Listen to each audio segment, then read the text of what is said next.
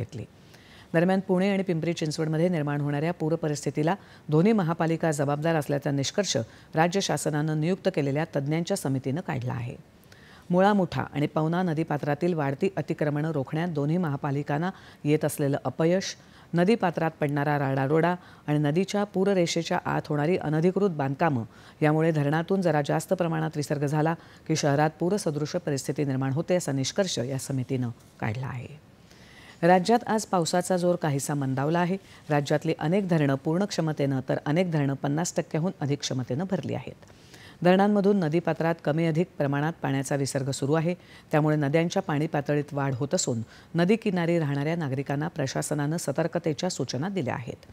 गेले 2 दिवस पुण्याला झोडपून काढल्यानंतर पावसानं आज काहीशी तिथे विश्रांती घेतली। पाणी अद्याप ओसरलं नसून NDRF आणि लष्कराच्या जवानांकडून मदत आणि बचाव कार्य सुरू आहे। कोल्हापुरात पावसाची उघडझाप सुरू आहे तर पुराचं पाणीही संथ गतीनं कमी होत आहे। कोयना आणि वारणा धरणातील विसर्गामुळे पुराचं पाणी वाढलं आहे।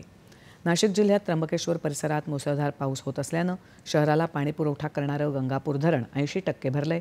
गोदावरी नदीला पूर आलाय। रामकुंड आणि गोदा घाटाकडच्या अनेक मंदिरांना पाण्याचा वेढा पडला असून या परिसरातले छोटे पूल पाण्याखाली गेले आहेत।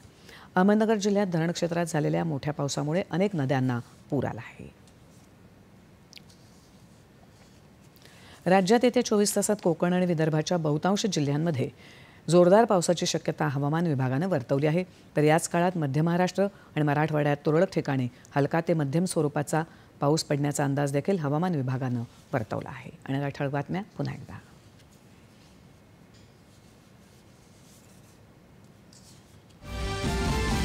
3 देशांच्या दौऱ्याच्या पहिल्या टप्प्यात